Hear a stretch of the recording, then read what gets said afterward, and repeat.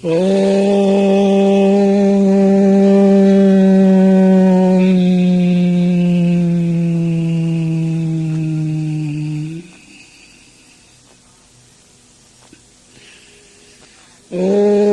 पुरुष एवेदं सर्वं यद्भूतं यच्च भाव्यम् उतामृतत्यो तेषानो यदन्ये नातिरोहति।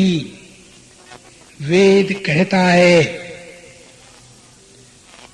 कि जो भूतकाल में हो चुका है, जो भविष्य में होने वाला है, जो अब मौजूद है, ये निखिल विश्व तीनों कालों में जो अवस्थित है, ये एकमात्र पुरुष ब्रह्म है।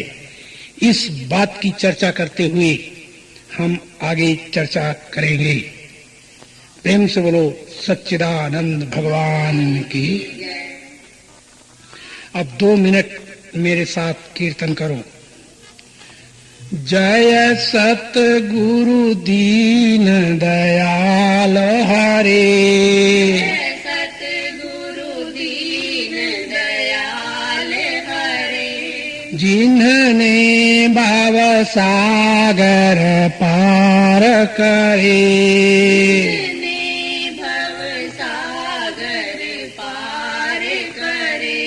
जब सुने ज्ञान के वचन भरे, जब सुने ज्ञान के वचन भरे, दुख देने वाले कष्ट टले, देने वाले कष्ट टले। जय सतगुरु दीन दयाल हरे, सतगुरु दीन दयाल हरे। प्रेम से बोलो सच्चिदानंद भगवान की। यदि हम अर्चनीय, वंदनीय, प्रातः स्मरणीय जगत नियंता की चरण शरण में विराजमान समुपस्थित संत समाज, मेरी ही आत्मा में विराजमान बंधुओं, माताओं और बच्चों, आज हम यह बात पर विचार करें कि जो मनुष्य जन्म है ये अंतिम जन्म है।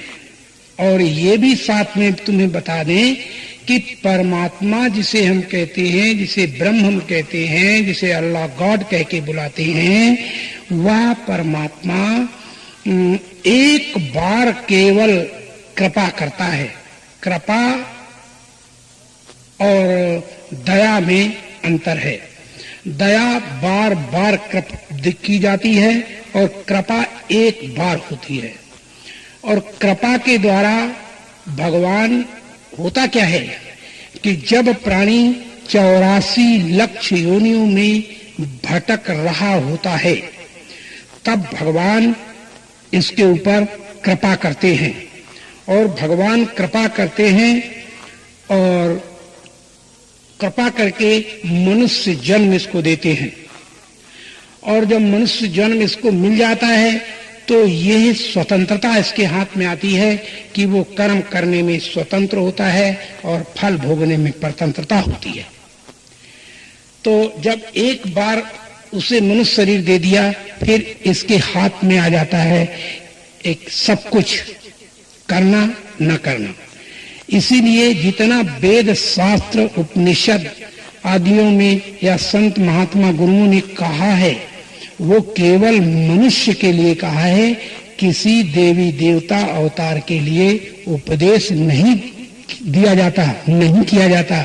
जब भी उपदेश किया जाता है तो वो केवल मनुष्य के लिए किया जाता है। और इस मनुष्य को वास्तविकता को समझने के लिए सब कुछ छोड़ना और सब कुछ को एक जानना, यही इतना जानना इसके लिए पर्याप्त है। तो जब हमने इस बात को जानने के लिए चले तो हम दृष्टांत लेते हैं मनु शत्रुपा का। ये तुलसीदास की रामायण का दृष्टांत है। मनु ने चौथे पन में अपने पुत्र को राज्य देकर और वो जंगल को निकल पड़ी और 88,000 ऋषि जो नैमिष में मौजूद थे उनके मध्य जा पहुंचे। तो उन्होंने इनको तप करना सिखाया, जप करना सिखाया, ध्यान करना सिखाया, योग करना सिखाया, और जिसके कारण मनु और मनु की अर्धांगिनी जो शतरूपा थी, ये दोनों एक पैर से खड़े होकर इन्होंने घोर तपस्या की। इस तपस्या के विषय में भगवान कृष्ण गीता में कहते हैं कि जो प्राणी हठ से हठ पूर्वक तपस्या करते हैं और वो मुझे कष्ट देते हैं। इस सिद्धांत से मनु जो थे वो उल्टा कर्म करने लगे ऋषियों के कहने पर। तो जब ये इतनी तपस्या की, इन्होंने इतनी तपस्या की कि दोनों पति पत्नी एक पैर से खड़े रहे, और जब एक पैर से खड़े रहे तो इनके शरीर जो थे अस्थिमात्र हो रहे शरीरा, और यद्यपि मना को मन नहीं पीरा। तुलसीदास ने लिखा शरीर इनके अस्थि मात्र रह गए, मां शरीर में नहीं रहा। ऐसी स्थिति इनकी जब हो गई तो विधि हरिहर तप देखी अपारा, मनु समीप आए बहुवारा। हुआ क्या? विधि ब्रह्मा, विष्णु और शंकर अनेक बार तीनों आए और इनको ये कहते रहे मांग मांग मांग, मैं आ गया हूं। तो मनु ने इनकी बात ठुकरा दी कि हम तुमको नहीं चाहते, नहीं चाहते, तुम हमारे सामने से चले जाओ। तो बार बार भगवान आते, कौन कौन? ब्रह्मा, विष्णु, शंकर, और बार बार वो उनकी बात को नहीं मानते, इसलिए बार बार वो आए और मनु शतरूपा ने अपनी हठ पूर्वक जो योग से तपस्या कर रहे थे वो तपस्या नहीं तोड़ी। तो भगवान जो शुद्ध सच्चिदानंद परमात्मा अशरण शरण, जिसकी कोई शरण नहीं, जो किसी के अधीन नहीं, अशरण शरण, जिसका कोई शरण देने वाला नहीं, उसको वो गले लगाते हैं। तो उस अशरण शरण ने ये देखा कि अब तो ये जग ही नहीं पा रहे, तो भगवान ने आकाशवाणी की, और वो आकाशवाणी मनु शतरूपा के कानों के द्वारा होती हुई, और जब हृदय में पहुंची तो क्या हुआ कि मनु शतरूपा की जब वाणी हृदय में पहुंची कानों से होती हुई, तो मनु एकदम जगे, और जग करके उन्होंने देखा कि हृष्ट पुष्ट तन भय सुहाए, और मान हुआ बही भवन ते आए। उनके शरीर हृष्ट पुष्ट हो गए, मानो जैसे पहले घर से आए थे वैसा ही शरीर पुनः उनका हो गया। इसके बाद मनु जो थे उससे आकाशवाणी ने कहा मांगो मांगो बरो भय न भोवाणी, और परम गंभीर कृपामृत शानी। मांग मांग कह के जो आवाज गई और कानों को से चीरती हुई हृदय में पहुंची, तो मनु शतरूपा जगे और पुनः मांग मांग की वाणी सुनाई दी। तो मनु ने कहा कि हमने तो अभी तक कुछ मांगने की इच्छा नहीं की थी, और आपके आधार पर हम आज जो मांगते हैं वो दो। बोले आकाशवाणी ने कहा मांगो मांगो मांगो। मनु ने कहा, मनु बोले कि जो स्वरूप बस शिव मन माही, और यही कारण मुनि यतन कराही। जो महेश मन मानस हंसा, और सगुण अगुण यही निगम प्रशंसा। और देखही हम स्वरूप भरी लोचन, और कृपा करो प्रणतारति मोचन। हे प्रभु, अगर तुम देना चाहते हो तो हमें दो कि जो शंकर भगवान के हृदय में हंस रूप से विहार करता है, हम उसको देखना चाहते हैं, हम उसको प्राप्त करना चाहते हैं। तो जब ये कहा तो भगवान ने वाणी उनकी स्वीकार की और क्या हुआ कि प्रगटे विश्ववास भगवान, और उसी समय व्यापक भगवान जो था वो प्रकट हो गया। अब जब व्यापक भगवान प्रकट हो गया तो मनु की दृष्टि जहां जाए, जहां देखहि तहां प्रभु आसीना, असे वही सीध मुनीश प्रवीणा। जिधर देखे वहां एक परमात्मा ही परमात्मा दिखने लगा। तो मनु हैरान हो गए कि ये क्या बात है, ये क्या दिख रहा है। तमाम सिद्धियां निधियां जिसकी सेवा कर रहे हैं, ऐसा उन्होंने देखा। तो जब ऐसा देखा तो कहीं जब दृष्टि नहीं जमी तो एक जगह पर उन्होंने दृष्टि जमाई, तो वहां पर देखा कि नील सरोरु नीलमणि और नील नीरधर श्याम, और लाज ही तन शोभा निरखी कोटि कोटि शत काम। नील सरोरु नीलमणि नील नीरधर श्याम, लाज ही तन शोभा निरखी कोटि कोटि शत काम। जिसके एक एक अंग के ऊपर अग्रभाग पर, एक एक उंगली के अग्रभाग पर कोटिन कोटिन काम देवताओं की छवि विद्यमान थी, ऐसा नील सरोवर वाला भगवान सामने प्रकट हुआ। और मनु ने जब उसको देखा तो देखते रह गए, शत्रुपा ने देखा, देखते रह गए। इसके बाद क्या हुआ, भगवान थोड़े मुस्कुराकर बोले कि मनु, अब क्या देर है, जो चाहो मांगो, जो चाहो मांगो। तो मनु बोले कि महाराज, अब तक तो मांगने के लिए हमने कुछ सोचा नहीं था, और आपको देख करके एक अभिलाषा पैदा हो गई है, और मेरी उस अभिलाषा को पूर्ण कीजिए। तो भगवान ने कहा, हाँ हाँ बोलो बोलो बोलो, मांगो मांगो मांगो। तो मनु ने कहा महाराज, अगर आप दे रहे हैं तो हमें दें। बोले क्या? अब चाहूं तुम ही समान सुत, प्रभु सन कवन दुराव। हे प्रभु, अब हम तुम्हारे समान पुत्र चाहते हैं, और आपसे दुराव हम करना नहीं चाहते, इसलिए मुझे तुम्हारे जैसा बेटा मिले। भगवान मंद बुद्धि से मुस्कुराकर बोले, मनु, तुम्हारे मस्तिष्क पर क्या पत्थर पड़ गए? तुम्हें अकल नहीं रही? तुम क्या मांगती हो? तो उन्होंने कहा, महाराज मैं क्या मांगता हूं, क्या गलती हो गई हमसे? बोले, गलती ये हो गई है, तुम जानती हो कि चौथे पन में तुम घर छोड़ करके राज्य देकर पुत्र को आए थे, और यहाँ हजारों वर्षे, ये सैकड़ों वर्षे गुजर गई हैं, और तुम अब भी इतने वृद्ध हो गए हो, अब भी तुम बेटा मांगती हो, तो ये तुम्हें शर्म की बात होनी चाहिए।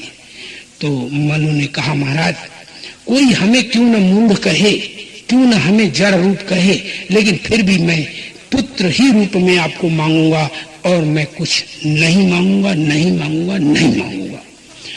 तो भगवान ने कहा कि मनु, यदि तुम मांग ही रहे हो तो इस शरीर से, तुम्हारे इस शरीर से तो अब हम मिल नहीं सकते, क्योंकि चौथा पन नहीं, अब तो 10वां पन 20वां पन आ गया है। तुम क्या समझते हो? अब तो तुम्हारे पुत्र नहीं हो सकते। इसलिए मैं एक बात कहता हूं। बोले, कहो महाराज। बोले, अब मैं तुम्हें ये बताना चाहता हूं कि तुम्हें इस जन्म में तो हम पुत्र रूप में नहीं मिल सकते। बोले, क्यों? बोले, इसलिए कि तुम वृद्ध हो गए हो, और अब तुम्हें इस रूप में मैं नहीं प्राप्त होऊंगा। तो जब ये कहा कि मैं नहीं प्राप्त होऊंगा, तो उन्होंने कहा फिर मैं बताता हूं कि इस जन्म के बाद तुम्हारा कश्यप और अदिति नाम से तुम्हारा जन्म होगा, और कश्यप और अदिति नाम से जो जन्म होगा तो वहां पर समस्त देवताओं के तुम माता पिता बनोगे, और इसके बाद जब फिर शरीर त्यागोगे तो फिर अयोध्या के भूआल, अयोध्या के राजा दशरथ के नाम से और कौशल्या के नाम से तुम उत्पन्न होगे। और जब दशरथ और कौशल्या के नाम से तुम्हारी जोड़ी जब उत्पन्न होगी, उस समय मैं तुम्हारा पुत्र बनूंगा। और ये याद रखना है मनु, इसमें भूल मत जाना कि आप सरिस खोजो कहाँ जाई, नप तब तनय हो मैं आई। हे मनु, अपने जैसा पुत्र तो हम इस संसार में खोज नहीं सकते और ना ही मेरे जैसा कोई पुत्र हो सकता है इस त्रैकाल जगत में। इसलिए हे मनु, मैं ही तुम्हारा पुत्र बनूंगा, मैं ही बनूंगा। इसमें तुम डिफीट मत खा जाना, वो मैं ही होऊंगा, पुत्र बन करके मैं ही आऊंगा। तो उन्होंने कहा और तुम मुझे पुत्र मत समझना, मुझे ही समझना।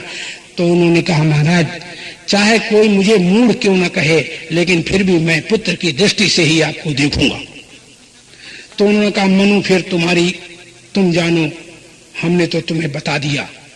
और एक दिन आया कि कश्यप और अदिति बने, और अदिति के बाद फिर वह तमाम देवताओं के जन्म के कारण बने, सारे देवता उनसे उत्पन्न हुए।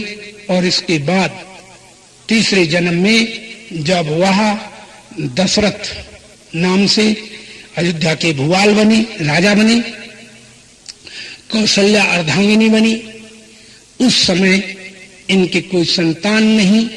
तो फिर चौथेपन में इन्होंने एक यज्ञ कराई और वो बात भूल गए कि हमें 4 पुत्र मिलने चाहिए। तो यद्यपि ऋषियों ने बताया कि राजन तुम्हें 4 पुत्र मिलेंगे, तुम घबराओ नहीं। तो उन्होंने कहा कैसे मिलेंगे, अब तो मुझे नपुंसक बना दिया गया है और अब कैसे मिलेंगे। तो ऋषियों ने कहा कि ऐसा करो कि तुम पुत्रेष्ट यज्ञ कराओ।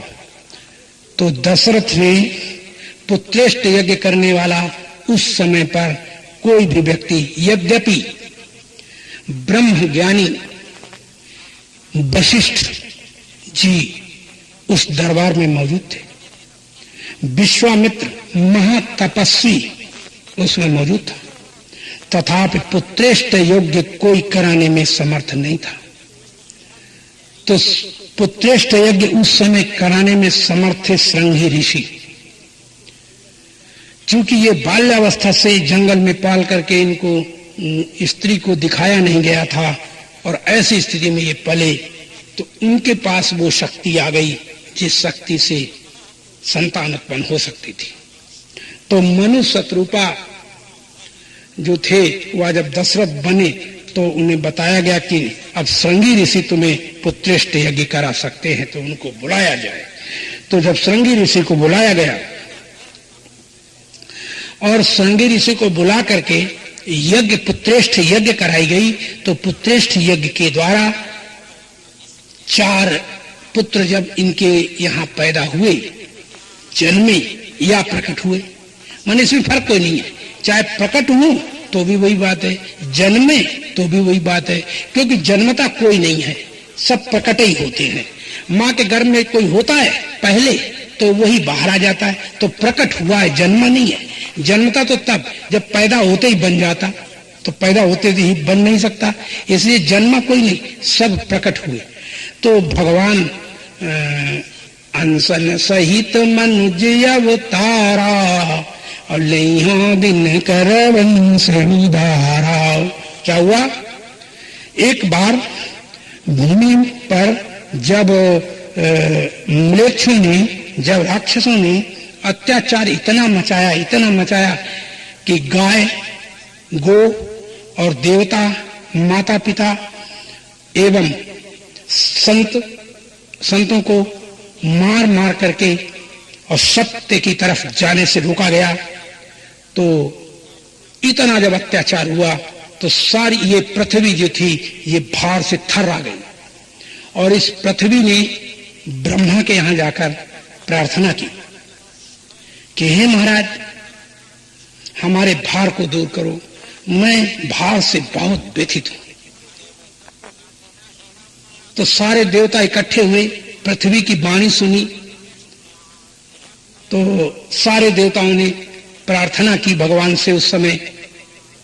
तो उस प्रार्थना में, प्रार्थना सुनकर भगवान प्रकट हुए, आकाशवाणी की कि जनि डर पो मुनि सीध सुरेशा, और तुम ही लागी धरी हो नर भेसा, अनसन सहित मनुज अवतारा, और ले हो दिन कर वंश उधारा। तो तुम चिंता मत करो, मैं अनशन के समेत इस धराधाम पर सूर्य वंश में जन्म लूंगा, और तुम सब बानर देहधर, बानर बंदर का शरीर धारण करके, बंदर भालू का, और संसार में विचरो। तो धरी है विष्णु मनुज तन तहिया। तो विष्णु जब भगवान का, राम का रूप धारण करेंगे, तो तब तुम क्या करना, उनकी सहायता करना। और ये जो राक्षसों का, भगवान जो है भूमि का भार उतारेंगे और राक्षसों का वध करेंगे, और फिर से सृष्टि को ठीक से स्वचालित करेंगे। तो जब इतना कहा कि स्वचालित करेंगे, तो परिणाम ये हुआ कि पुत्रेष्ठ यज्ञ हुई और 4 बेटे पैदा हुए। और 4 बेटा पैदा होने के बाद फिर क्या हुआ कि भगवान राम स्वयं उनकी गोद में आए। तो हम तुम्हें ये कहना चाहते थे, अपनी बात मैंने अभी तक कही, और ये कहना चाहता था कि देखो, मनु के रूप में व्यापक भगवान और नील सरोरु वाला भगवान और ब्रह्मा विष्णु शंकर अनेकों बार मिले, उन्हें प्राप्त हुए, अनेक बार मिले, लेकिन फिर भी इतने भगवान मिलने के बाद भी मनु का जन्म चालू रहा, जन्मना मरना सिद्ध रहा। तो ये भगवान मिले तो जन्म मरण तो इनका मिटा नहीं, और फिर भी जन्म मरण चालू है। तो इसके बाद दूसरे जन्म में तुम्हें शायद मालूम नहीं कि कितने कष्ट में आकर के, जब कश्यप और आदित्य बने, तब वो कितने कष्ट में आकर के अपने जीवन को उन्होंने त्यागा। और जब अयोध्या के भुआल बने, भगवान गोद में आए, फिर भी दशरथ ने जब शरीर छोड़ा तो तड़फ तड़फ करके दशरथ को मरना पड़ा। तो मैं ये बात आपसे कहना चाहता हूं कि इतने प्रकार के भगवानों का उन्होंने साक्षात्कार किया, उनसे बातें की, लेकिन फिर भी जन्म मरण इनका चालू रहा। तो ऐसे भगवानों को प्राप्त करके भी किसी को क्या मिला? उन दशरथ को तपस्या से क्या मिला? और ये भगवान भी मिले और भगवान ने इनकी वाणी सुनी और भगवान अनेक बार मिले, ब्रह्मा विष्णु, तो उसे हुआ क्या? फिर भी तो तड़प तड़प के मरना है। तो फिर जब तड़प तड़प के मरना ही है तो किसी की तपस्या करना, किसी का ध्यान करना, किसी का योग करना, किसी के लिए पूजा पाठ करना, और इनसे प्रयोजन क्या हुआ? ये मनुष्य जन्म जो मिला है, इसमें जब तक कोई सत चेतन आनंद स्वरूप को और एवं ज्ञान स्वरूप वाले परमात्मा को नहीं जानता और नकली परमात्मा को लोग परमात्मा कहते हैं, तब इन नकली परमात्माओं से कभी भी प्राणी जन्म मरण से छुटकारा नहीं पाता, क्लेशों से दूर नहीं हो पाता, सदा क्लेशों में पड़ पड़ करके जन्मता और मरता रहता है। तो जब जन्मता और जन्म नहीं मरना है, तो फिर भजन ध्यान समाधि पूजा पाठ ये क्या हुआ? अब ये भाई आप लोग जानो, लेकिन हमें तो ऐसा दिखाई देता है कि राम थे भगवान, तो भगवान थे तो दशरथ रो रो क्यों मरे? भगवान, इतने भगवान दशरथ को मिले और मिलने के बाद जन्म मरण चालू, वो तड़प तड़प के मरना चालू। तो फिर ऐसे भगवानों से तुम तो सब लोग तृप्त हो सकते हो, पर हम तो कभी नहीं हो सकते। हम ऐसे भगवान को पाकर हम भ्रम में तो पड़ सकते हैं, हम अपने सत्य लक्ष्य से अलग तो हो सकते हैं, और कभी भी हम इनको भगवान कह करके, भगवान जान के, भगवान के सहारे इनके अपना जीवन व्यतीत नहीं कर सकते। क्यों? क्योंकि मैं जान गया कि जिसके माँ बाप तड़प तड़प करके मरे और उनकी सेवा करके हमको क्या मिलेगा। जब मनु शत्रुपा ने इतनी तपस्या की फिर भी वो तड़प तड़प के मरे, तो क्या मुझे तड़प तड़प करके इनकी सेवा शुश्रूषा करके मरना है? अस्तु, नहीं नहीं नहीं। फिर क्या करना चाहिए? फिर हमें ये करना चाहिए कि अनेक भगवानों से, नाम रूप वाले भगवानों से, ये दो प्रकार के दुनिया में भगवान है, एक नकली और एक असली। तो नकली भगवान है, जितने नाम रूप वाले हैं ये तो नकली हैं। इनसे कभी गमनागमन से रहित होना किसी के लिए संभव नहीं है। शायद आप समझते हैं कि नहीं, सीता को राम मिले और अपने भाइयों को, अपने माता पिता को राम मिले, लेकिन फिर भी इनका कल्याण नहीं हुआ। इतने भगवान मिले मनुष्य शत्रुपा को, लेकिन फिर भी उनका कल्याण नहीं हुआ। तो जब नहीं हुआ तो हमारा कर्तव्य बनता है कि क्यों न हम इनसे ऊपर उठ करके उस सत्य परमात्मा को जाने, जिसके द्वारा कोटिन चतुरानन गौरीसा और अगणित उडगन रवि रजनीसा, जिसके अंशभूत होकर कोटिन ब्रह्मा, कोटिन विष्णु, कोटिन सूर्य चंद्रमा प्रकट हो जाएं, तो उसको हमें क्यों नहीं जानना चाहिए। तो ऐसे उस सत्य परमात्मा को हमें जानना चाहिए। कुछ लोग ऐसा भी इस दुनिया में कहते हमें मिलते हैं। कोई कहता है कि साकार भगवान है, कोई कहता है निराकार भगवान है। तो हम ये पूछते हैं कि साकार भगवान तो आंख से दिखता है, इसलिए ये साकार भगवान तो भगवान हो नहीं सकता। क्यों? क्योंकि साकार भगवान तो नकली हो सकता है। कैसे? कि जो आंख से दिखता है वो नष्ट हो जाता है। चाहे तुम्हारी आंख देखे, चाहे उसे हमारी आंख देखे, चाहे किसी कीड़ी या ब्रह्मा की आंख देखे, किसी की XYZ आंख से देखेगा तो वो वस्तु कालांतर में नष्ट हो जाएगी। तो आंख से दिखने वाला साकार तो सत्य परमात्मा हो नहीं सकता, क्योंकि परमात्मा का जन्म मरण नहीं होता और परमात्मा सदा विद्यमान रहता है। और जब सदा विद्यमान परमात्मा रहता है तो फिर ये नकली भगवानों को देखो कि जब ये दुनिया में आते हैं, थोड़े दिन रहते हैं, इसके बाद तड़प तड़प करके ये भी चले जाते हैं। कोई नदी में डूबता है, कोई के बाण लगता है और कोई यूं ही डूब करके यूं ही चले जाते हैं। तो इनसे कुछ बनने वाला कुछ है नहीं। फिर क्या है? फिर तो जिससे cotton Ram, cotton Vishnu, cotton Shankar पैदा हो जाएं, जिसके अंशभूत होकर कोटिन ब्रह्मा, कोटिन विष्णु, कोटिन शंकर पैदा हो जाएं। जासु वंश उपजहि गुण खानी अवगणित लाक्ष उमा ब्रह्माणी, जिसके अंशभूत होकर के कोटिन ब्रह्मा, कोटिन विष्णु, कोटिन चतुरानन गौरीसा, कोटिन उडगन रविनीसा और कोटिन लक्ष्मी और कोटिन दुर्गा और कोटिन ब्रह्माणी रुद्राणी पैदा हो जाएं। तो ऐसे उस सत्य परमात्मा को हमें खोजना चाहिए। क्यों खोजना चाहिए? इसलिए खोजना चाहिए कि जो नाम रूप वाले भगवान हैं, इनको सामने खड़ा करो और इनमें से केवल सत्य नाम की एक चीज निकाल लो, फिर कोई भगवान रहता ही नहीं, उसका अस्तित्व ही नहीं रहता। और उस भगवान से चलो सत्य को न निकालो तो चेतन को निकाल लो, तो भगवान बिल्कुल स्वाहा हो जाते हैं। और सत्य ना निकालो, आनंद निकाल लो, तब फिर वो स्वाहा हो जाते हैं।